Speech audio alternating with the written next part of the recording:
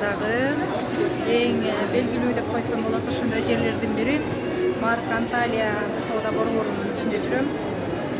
Бул жерде туристтер арасында гана эмес, жергиликтүү элдин арасында дагы эң белгилүү жер деп койсок болот. Анткени биз күнүмдүк мындай кийимдерди алыш үчүн күнүмдүк кандай десем, кадимки эле жумушка кие турган кийимдерди алыш үчүн мисалы биз базарга каттасак, жергиликтүү эл болсо көбүнчө ушул Марк Анталияга келип соода кылышат.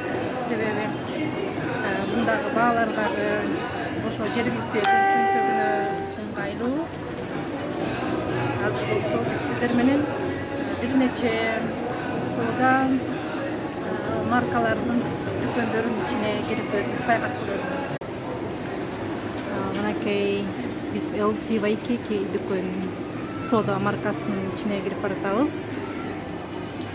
Бул жерде өзүңүздөр көргөндөй элдер абдан жык-жыйма, күндө эле ушундай көрүнүш десек болот. Мына мисалы бут кийимдерди карап көрөлү. Баасы көрүнбөй атабы. 80 лира дейт. Бул биздин сом менен алганда болжол менен 1000 сомго жетпеген акча.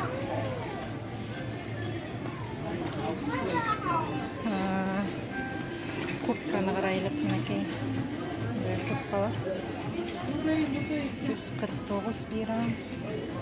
149 лира биздин сом менен алганда 1000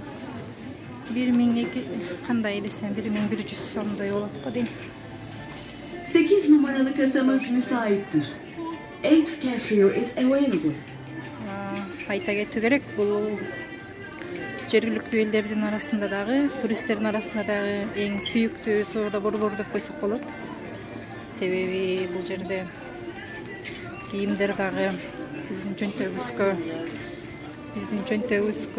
абдан туура келет.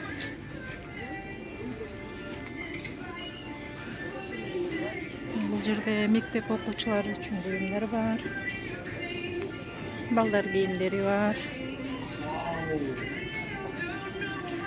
Мисалы, бул көйнөктүн баасын карап көрөлүк. 44 лира экен.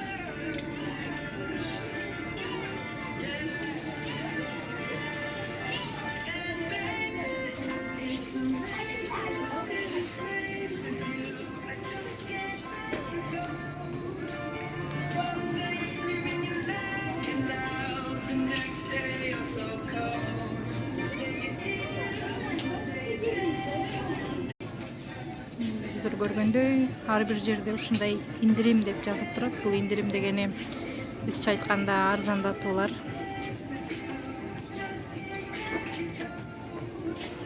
%50 чейинки арзандатуулар.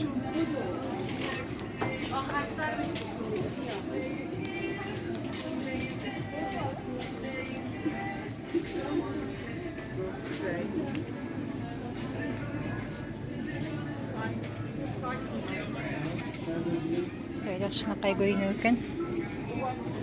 Баасы 190 лира. Биздин акча менен 2000 сомдун тегереги да. Болжол менен ушундай бул жакта көйнөктөр. H&M да менин сүйүктүү маркаларымдын бири. Себеби мында эң саркеч, эң модалуу кийимдер сатылат. Ошондой эле баалары дагы анча кымбат эмес. Мисалы, мынакей бул спорттук кийимдер 80 лира экен.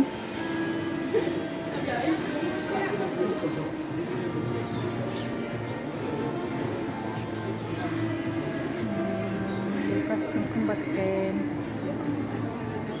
Бизче 2000 сомдон ашык акча экен. Бирок эми марка H&M деген марканы өзүңүздөр билесиңер. Чындыгында ошого татыктуу баа десек болот. Өзүңүздөр байкагандай бул жакта дагы скидка жүрүп атыптыр. Мынакей 80 лиралык шымдар 49-50 лира болот экен.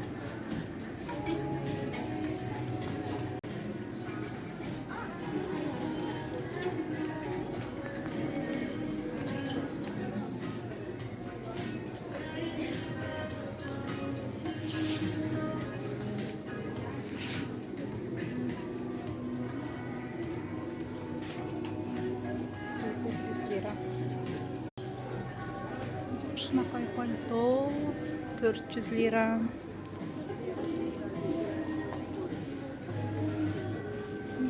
Бул жол менен 4000 сом же болбосо $60 сыяктуу акча да.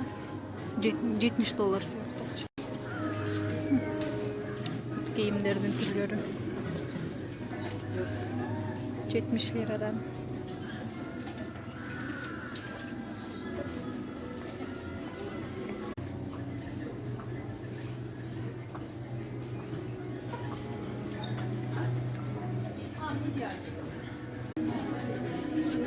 Сумкалар 35 лирадан экен. Сиздер буга чейин кабардар болгондой, Түркияда күз анча деле суук эмес, ошондуктан бул сыяктуу кийимдерди кийишет. Бул болжол менен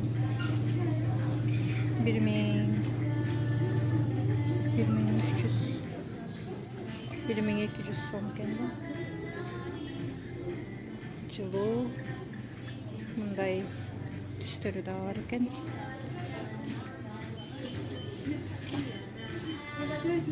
Мен болсом бул күлгөн кызыл түсүн алмакмын го деп ойлоп жатам.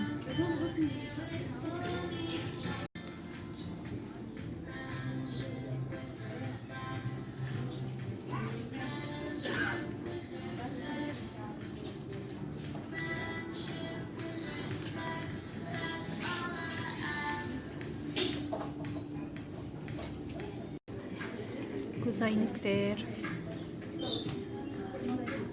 көбүнчөсү ушул жерден алышат. H&M'дин көз айнектери.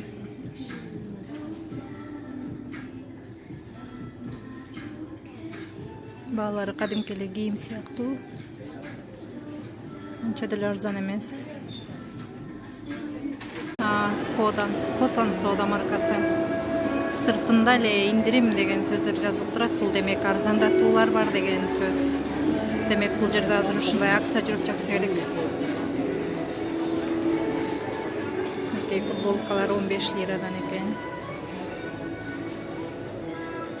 Түрлөрү.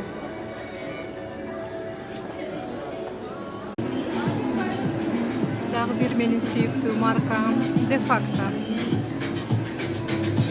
Өзүңүздөр көргөндө жаштарга ыңгайлуу саркеч кийимдер сунушталат кардырларга. Баалары болжол менен жогоруда айтылган дүкөндөрдөгү баалардай эле. Шымдар болжол менен 100 лира экен, 1000 сом.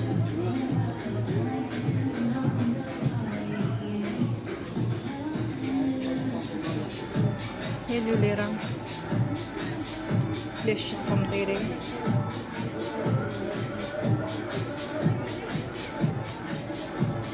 Курткалар 139 лира.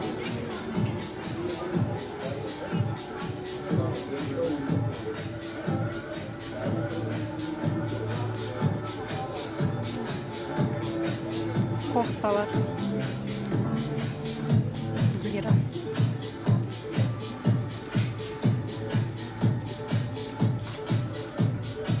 Офиске кийгенге ыңгайлуу мындай курткалар экен. 40 лира экен.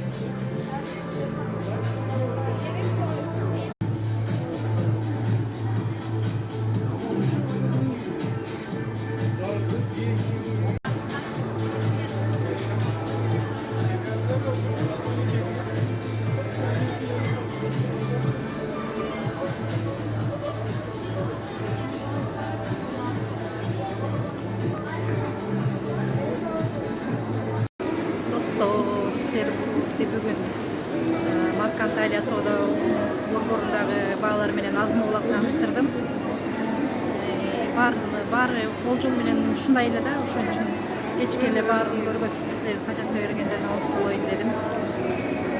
Түркиядагы жашоо тууралуу сиздерде кандайдыр бир сунуштар болсо, суроолор болсо комментарийге калтырыңыздар. Азыр болсо мен сиздер менен